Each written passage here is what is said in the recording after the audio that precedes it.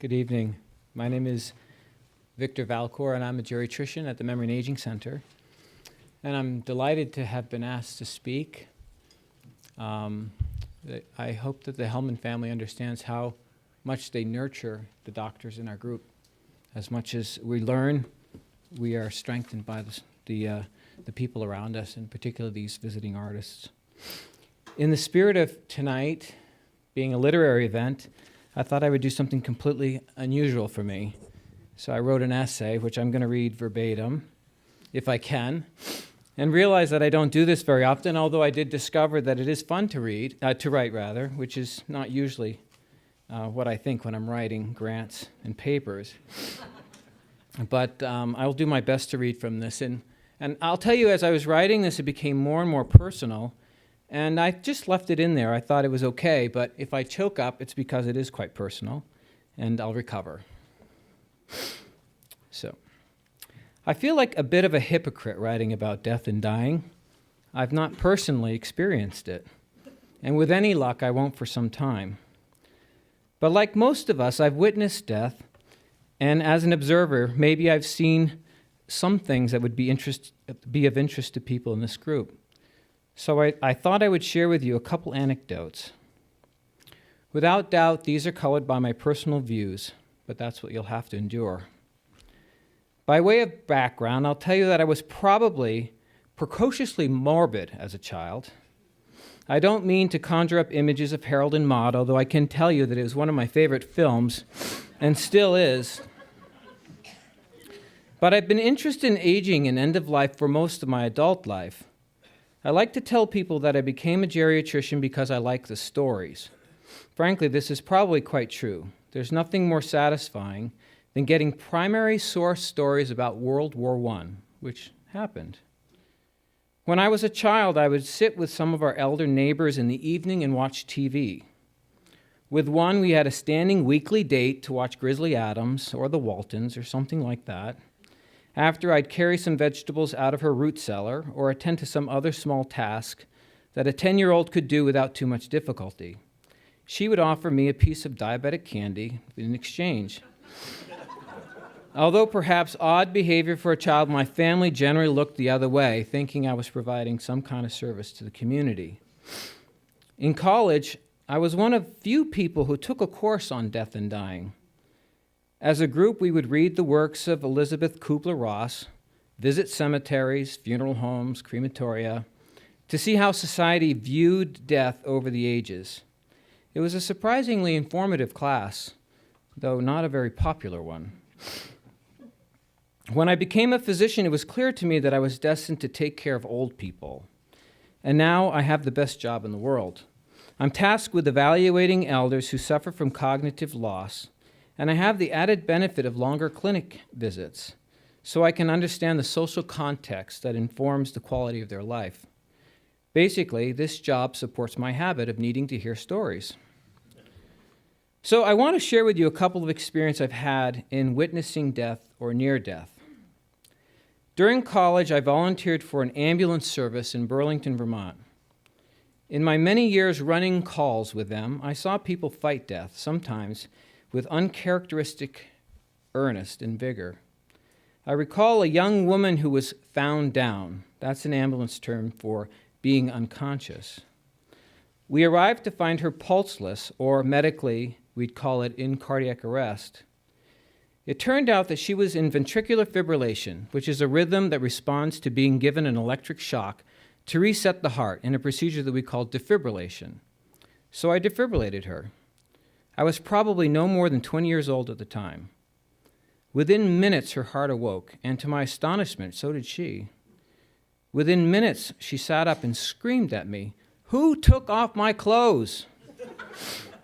She had no recollection of dying and woke somewhat violently, but then again, she was young.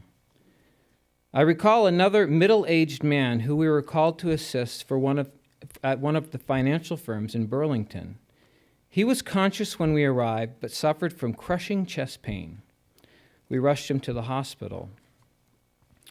On the way to the hospital, he repeatedly asked me, "Are we there yet?" I would tell him, "No, we still have a couple more minutes." Shortly later, he asked again, Are we there yet? Eventually, we arrived at the hospital. He was cued into this when he heard the backup alarms on the ambulance truck as we backed into the loading bay of the emergency room. Are we there yet? He asked one last time. Yes, we just arrived, I replied. Then he lost his pulse, or coded, as we say in medical terms. As we were backing into the bay of the hospital, he died. He was also young, and he had a tenacious will to live.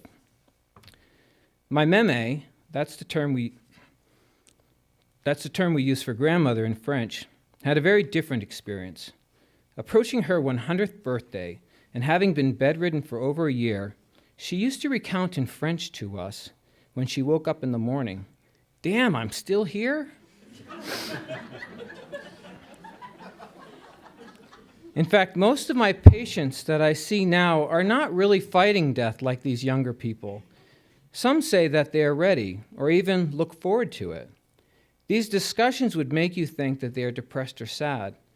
But instead, the values have more of a pragmatic flavor. Sometimes they come from wisdom that can only be attained from a life long lived. Often patients remark of a life completed and a sense of joining others who have gone before them. I hear people tell me that there's nothing more devastating than losing a child or a spouse, someone who you've experienced in your life every single day for the past 60 years. Confirmation for that is quite easy to find. Just walk through a cemetery and see how often the date of death is within months of a spouse lying right next to them. Often there's also a sense of accomplishment, a sense that this is a natural continuum of life. Some believe it's a transition into the next stage of existence.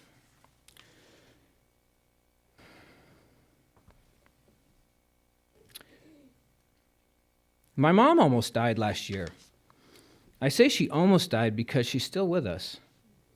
She woke up in the middle of the night with jaw pain, and having heard on Oprah that this could be serious, that women often feel cardiac pain in their jaw, she woke up my sister, and after a couple hours of deliberation in the middle of the night, my sister, who's a nurse, convinced her that she needed to go to the hospital. My mom has all the pragmatic characteristics that one would expect from a Vermont farmer's wife who raised 7 kids while milking cows in the morning and at night. She once had my sister rest on the couch for a full day when my sister complained that her arm was hurting after she played in the yard, just to see if it would get better on its own. Ultimately, my sister was taken to the doctor and came back with a cast on her fractured arm. Well, on that evening, my mom was apparently lying in the gurney in the emergency room when she arrested. My sister witnessed her eyes rolling back, and she became unconscious. Physicians immediately ran in, and my sister was kicked out of the room. What happened next is a bit of a black box for all of us. What we know is she lost her pulse, and she lost the rhythm in her heart for at least a minute, maybe more. But my mom tells me that she went to the most peaceful place she's ever been. She told me that it was wonderful. She said she was happy. She couldn't recall the details, just being happy, until she was rudely awakened to find others huddled around her trying to save her life. I'm sure this will bring satisfaction to me someday. I hope it won't be too soon. As a physician, we are trained to cure and don't really get a lot of training in how to die. I'm not sure this is right. When talking about end of life with the families and friends of my patients, I like to guide them into considering death as a transition and encourage them to consider the opportunities to step up in their families, in their workplace, in their community, to continue the legacy of a person who's dying, fortified by this new personal wisdom that they're going to get through aging. For my patients, I try to address their fears, most commonly the fear of suffering, the fear of being left alone at the end of life, the fear of being a burden on those around them. Our collective goal is to maximize their quality of life, even during death. Ultimately, I'd like to envision this as a transition for everyone, perhaps to the happiest place we'll ever be. Thanks.